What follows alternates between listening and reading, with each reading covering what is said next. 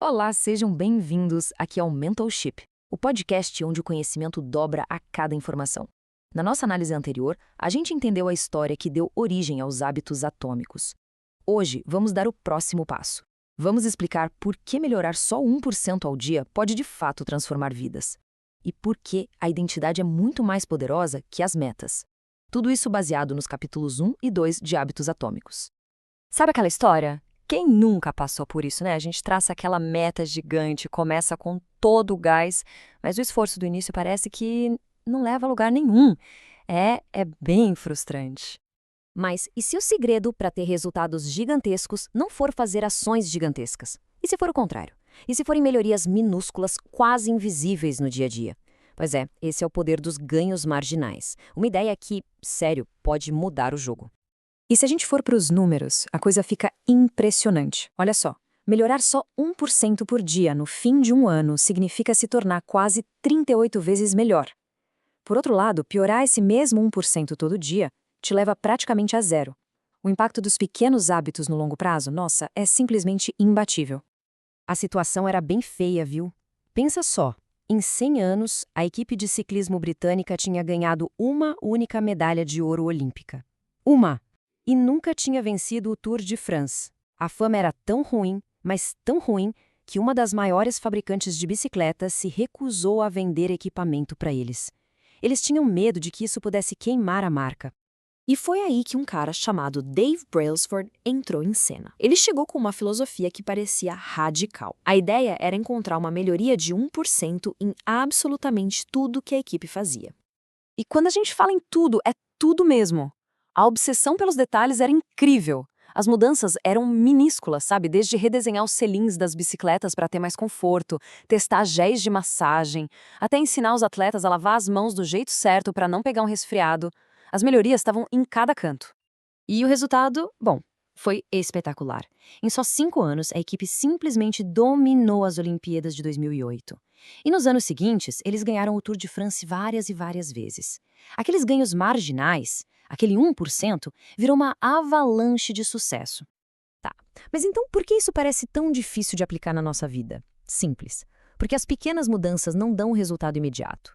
E aí a gente cai no que o livro chama de Vale da Desilusão.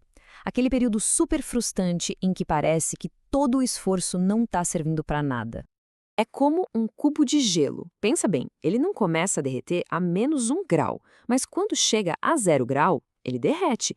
Da mesma forma, os resultados mais poderosos dos nossos hábitos demoram para aparecer. O esforço não foi em vão, ele só estava acumulando. Essa dificuldade em enxergar o progresso logo de cara acaba nos levando para uma armadilha muito comum, que é focar apenas nas metas. Olha, metas são ótimas para dar uma direção, um norte, mas elas têm suas limitações. Por exemplo, a meta pode ser perder peso. Mas se o sistema é comer mal e dormir pouco, não vai dar certo. Nenhuma meta sobrevive a um sistema que não funciona. E aqui está o ponto crucial. As metas são o resultado que a gente quer. Mas os sistemas são os processos que levam a gente até lá. As metas definem a direção, mas são os sistemas que garantem o progresso. Só que existe um nível ainda mais fundo que os sistemas. É a verdadeira chave para fazer os hábitos grudarem de vez: a identidade. Pensa assim, existem 3 camadas de mudança. A camada de fora são os resultados, o que a gente quer alcançar. A do meio são os processos, o que a gente faz. E o núcleo, o centro de tudo, é a identidade, aquilo que a gente acredita ser. A maioria das pessoas tenta mudar de fora para dentro, focando lá nos resultados. Mas a mudança que dura, que fica de verdade, vem de dentro para fora. Ela começa pela identidade. A mudança parece sutil, né? Mas ela é profunda. O objetivo não é só alcançar alguma coisa, mas se tornar alguém. A meta não é ler um livro, é se tornar um leitor. É uma virada de chave. Pensa que cada hábito que a gente pratica é como um voto que reforça uma identidade. Fazer um pequeno treino é um voto para eu sou uma pessoa ativa. Escrever um parágrafo é um voto para eu sou um escritor. Certo? Então como a gente aplica isso na prática? Bom, tudo começa com uma pergunta bem simples. Em vez de focar no resultado final, o foco muda completamente. Ele vai para a identidade da pessoa que conseguiria aquele resultado de forma natural. A pergunta deixa de ser o que eu quero e passa a ser quem eu quero me tornar. Isso muda o processo todo. Os hábitos deixam de ser uma tarefa difícil e se tornam uma extensão natural da identidade que está sendo construída. E no fim das contas, é essa nova identidade que vai dar o gás, que vai impulsionar as ações consistentes que a gente precisa para ter resultados incríveis. O comportamento, aos poucos, se alinha com a crença. Então, para a gente resumir essa análise de hoje, focar em melhorias minúsculas e consistentes e em construir uma identidade é muito, mas muito mais poderoso do que só ficar correndo atrás de metas. A mudança de verdade começa por dentro.